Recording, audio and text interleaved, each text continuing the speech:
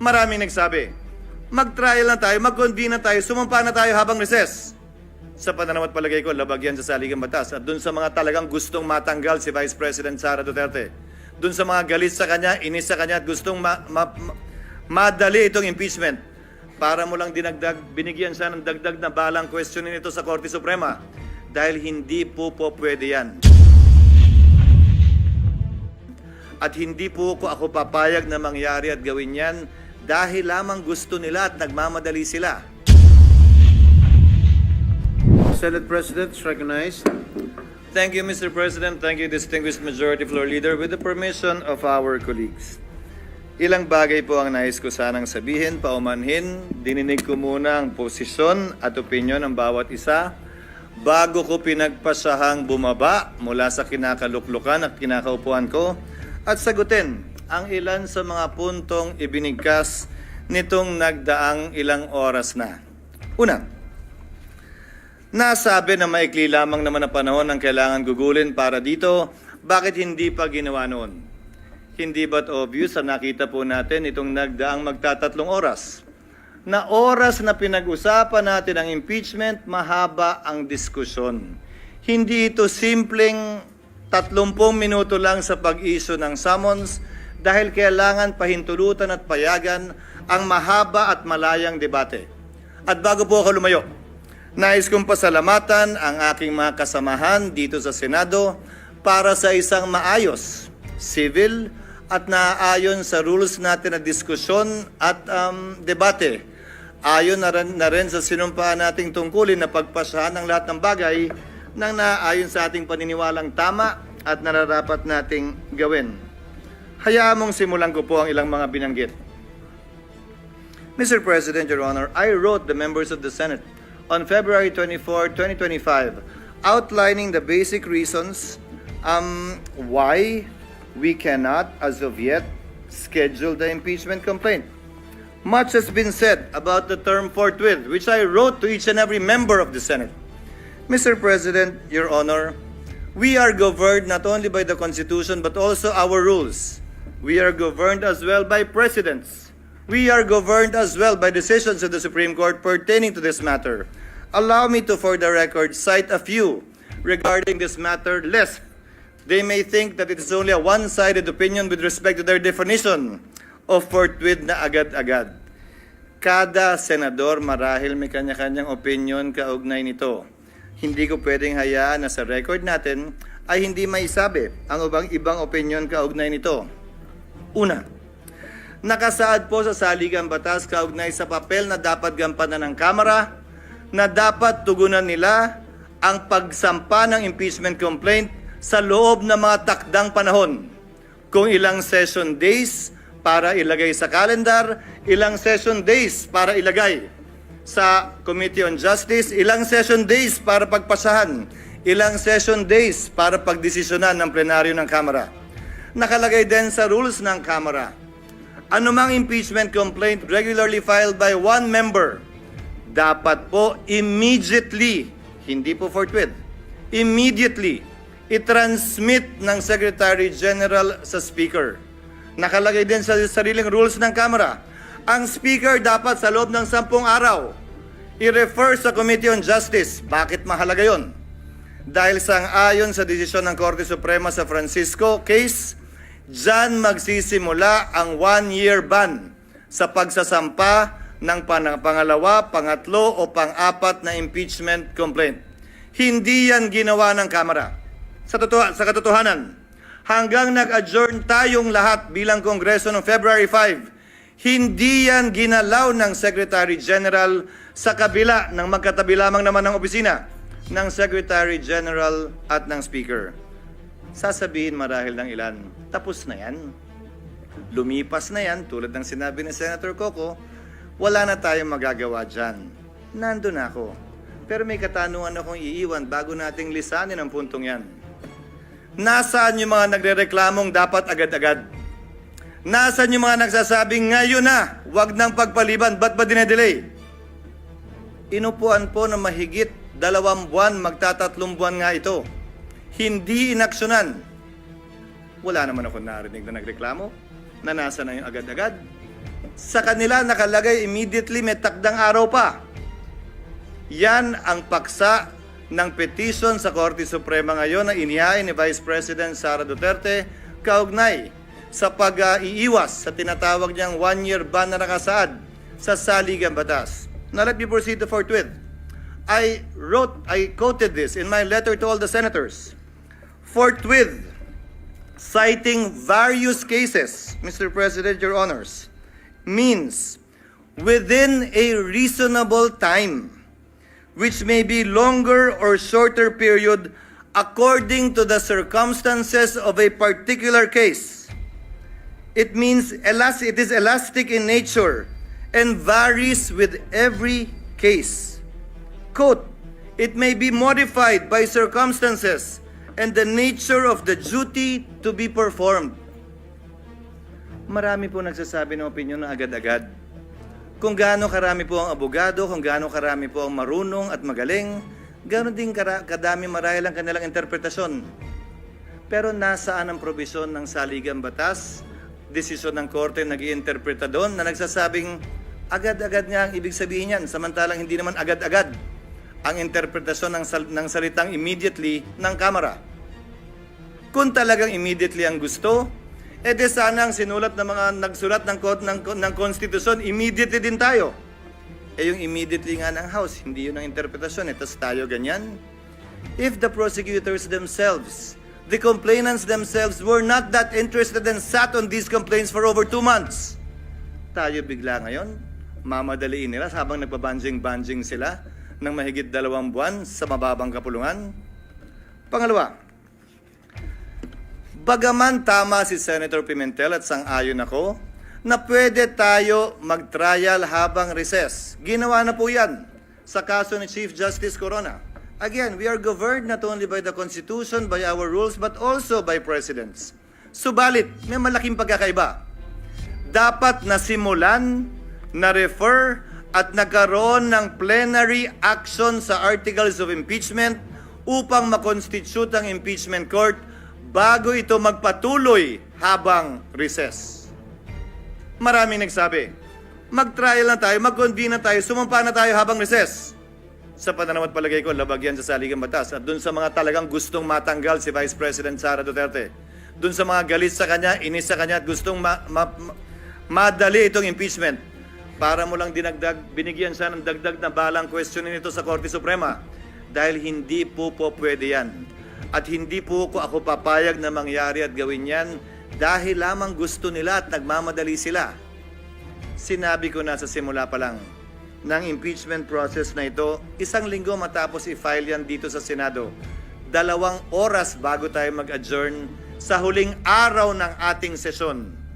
Sabi ko, hindi ako makikinig, susunod o magpapadala sa sino mang pabor sa impeachment at ayaw kay Vice President Duterte. Impeachment complaint. Pinagpasahan nila. Resign na pala eh. Wala na tayong kailangan gawin. Naalala niyo po yung debate? Na meron pa namang penalty of absolute perpetual disqualification. That was discussed. But by way of precedent, the Senate did that. So if you look at the past presidents of the Senate, nagawa po nila yon, pinagbotohan po nila yon. Without convening the impeachment court. Wala pong nagsabi, hoy, inaabandon na ninyo ang inyong constitutional duty nung ginawa ng Senado yon. Paano po yan, Ginoong Pangulo? Pagsang-ayon ba ang karamihan o ng pinakamaingay o matatalino sa ating bansa? Okay lang? Pag hindi sila sang-ayon, hindi na okay. Bugbog ka na. Bugbog na institusyon. Dapat may gawin na tayo. The Constitution, the rules, and the precedents, Mr. President, do not change simply because a group says otherwise. Baliktan naman pa natin. Yung isang naudlot na impeachment complaint laban kay dating Chief Justice Davide. Karamihan sa mga civil society groups tutol doon sa impeachment complaint na yon.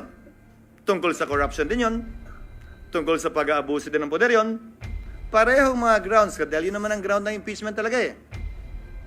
Anong sinabi nung halos parehong grupo ngayon na gusto ang ulo ni Vice President Sara, ay masama yung impeachment yan. Hindi yan dapat i-file. Dapat i-dismiss nyo yan. Mabuting tao si Chief Justice Davide. Nagsalita pa ang mga miyembro ng Senado noon. Kahit padala yan ng Kamara sa amin, hindi namin tatanggapin yan. Sinabi din po ng Senado noong mga panahon yun. At saka busy kami sa budget. Kailangan muna namin unahin yan bago yan. Babalik ko ang katanungan. Nagbabago ba? Depende kung sino may gusto. Hindi ba dapat kung ano yung pamantayan at batayan kaugnay ng impeachment complaint, sino man ang nasasakdal? Pareho at parehas ang pagtrato natin. Ngayon, kaugnay ng kasalukuyang impeachment complaint, nakalagay po sa rules ng Senado, ang impeachment proceedings dapat i-refer sa Committee on Justice. Ang ginawa ng Senado, bagaman pareho ang rules natin na bahagi ng ating President, ni-refer sa Committee on Rules na siyang naging hudyat para buuin ang impeachment court. Sa Estados Unidos, kung saan natin kinopya ang karamihan ng mga provision ng ating impeachment rules, ang mga miyembro ng Kamara na nag-hire ng impeachment o mga prosecutors, sila ang nagbabasa niyan. So, nung nakita po namin sa parte ng Secretariat, yung President na yon, nung nakita po namin yung provision na dapat sa Committee on Justice i-refer, sinuggest namin na basahin yung articles of impeachment ng prosecutors mismo. Sa Senado, hindi pa sa Korte. Para magsilbing hudyat yon ng pag-convene ng impeachment court at panunumpa ng mga judges ng impeachment court. Yung po sana ang nakatalagang gawin sa June 11. Nasabi po ni Senator Villanueva, ano nga ba ang pagkakaiba? June 2, June 3, June 5, June 4, June 9, June 10, June 11. Kung susundan natin ang ginawa ng mga ibang impeachment court sa mga nagdaang panahon, ini-issue lamang nila yung summons para mabigyan ng sapat na panahon. Ang nasasakdal na isumite yung kanyang answer dyan sa impeachment complaint. At pagkatapos nun, dahil magtatapos ang kapangyarihan ng mga prosecutor sa June 30, hindi po tayo pwede magpatuloy sa ating paglilitis dahil hindi naman pwedeng one side lang yung ating mapapakinggan pagkatapos ng June 30. Doon sa nagsasabi na may mga private prosecutor naman na i-appoint ang Kamara. With the principal goes the agent because the authority of the principal ceases by June 30. So, napag-usapan, tatawid ba ito? Tatawid ba ito sa susunod na Kongreso? Kung gaano rin karami siguro ang senador, ganong karami din ang opinion. Kung gaano karami ang abogado, ganong karami din ang magaling nilang basehan kung tatawid nga ba o hindi. My position is that it will. Mr. President, Your Honor, allow me to read a portion of the deliberations of the Constitutional Commission on this matter. Delegate Aquino, because I would proceed, quote, from settled jurisprudence that impeachment proceedings are essentially judicial in nature, such that it follows that when the legislative chamber undertakes these proceedings, it sits as a court of justice, and therefore, it is not bound by the rules of legislative sessions. It cannot adjourn. Assuming that the session is adjourned, impeachment proceedings should not in any way be affected by the adjournment of the session. Delegate Romulo. That is not precluded from our proposal. If the Commissioner wants to make it explicit and to suggest amendments to that effect, I suppose I would not object. Our thinking is that if the Commissioner's premise is that it is like a court of justice, maybe an adjournment of the hearing will certainly not preclude it from continuing the proceedings on some other day. In other words, it could not lose jurisdiction just because of adjournment. Add to that, Mr. President, what the minority leader said during earlier sessions we've had. Hindi porkit pinalitan yung judge, dismissed agad lahat ng kaso at magsisimula uli. Ang prinsipyo pa ng batas na nagsasabing anumang sinimulan, dapat lamang tapusin. Plus ang president natin kaugnay sa SET na tumatawid yung kaso sa SET bagaman nagpalit ng Kongreso, bagaman nagpalit ng mga miyembro ng Senado at maestrado ng Korte Suprema. Now, allow me to state a few more things before I yield the floor. Mr. President, Congress cannot pass an irrepealable law. Very much so that we cannot bind the next Congress. Whatever we decide with respect to this issue, kung tatawid nga ba o hindi, would have to be confirmed, affirmed, or rejected as the case may be by the 20th Congress. Some of us will be part of that. Some of us will no longer be part of that. But we cannot tie their hands and bind their hands. But the same is true, Mr. President, Your Honor, if at all, with the House of Representatives as well. The 19th Congress also, to my mind, cannot bind. If the 19th Congress Senate cannot bind the 19th Congress, the 20th Congress Senate, then in the same breath, the 19th Congress House cannot bind the 20th Congress House. Certain procedural, to my mind, compliances need to be made in order for this to be done. As a last point, Mr. President, Your Honor, oo nga po at marami nagpapahayag na opinyon at maraming sinasabi laban sa Senado at higit pa sa sinumang miyembro ng Senado laban sa inyong lingkod. But I consider that as part of the burden of leadership, Mr. President, Your Honor. Bahagi yan ng trabaho bilang tagapangulo ng Senado na balikatin kung anumang pagsubok, anumang pasanin, anumang patutsada na ibabato sa Senado o sa tagapangulo ng Senado kaugnay ng ginagawa o di nito ginagawa. Pero alalahanin din sana ng ating mga kababayan, bagaman karapatan nilang sabihin at magsabi ng kanilang nasa sa loob, tulad ng paggalang na ginagawa natin sa mga nagpapahayag ng kanilang opinyon sa labas lamang ng Senado. Para po sa akin, lahat po ito ay welcome at respetado ko dahil sa isang demokrasya, importante ang malayang pagpapahayag ng opinyon. Sa isang demokrasya, Ginoong Pangulo, hindi naman pwedeng nagkakasundo tayo sa lahat ng bagay. Sa isang demokrasya, tama lang, okay lang at dapat lang na magkakaiba tayo ng pananaw basta't hindi tayo nagsasakitan, basta't hindi tayo nag-aaway o dumarating sa punto na magkakasakitan. Malaya tayo makakapagdebate pero sa dulo, tulad lamang ng nakarang eleksyon, pagbobotohan po natin ito at ito'y masisettle sa pamamagitan ng botohan. Sino man ang manalo sa botohan, hindi nangangahulugang tama. Sino man ang matalo, hindi nangangahulugang mali. Iyon ang gusto ng nakararami. Gayon din sa mga opinyon na inihahayag sa ngayon. Hindi porkit yan ang tingin ninyo, tama na kayo. Hindi porkit na hindi sang-ayon ang ibang tao sa inyo, mali na sila. Hindi po ganun yun. That I am not, or anyone here in the Senate is not on your side, does not mean that they are wrong and you are right. Only history will be the judge of that. Kaugnay naman ng mga legal na opinyon.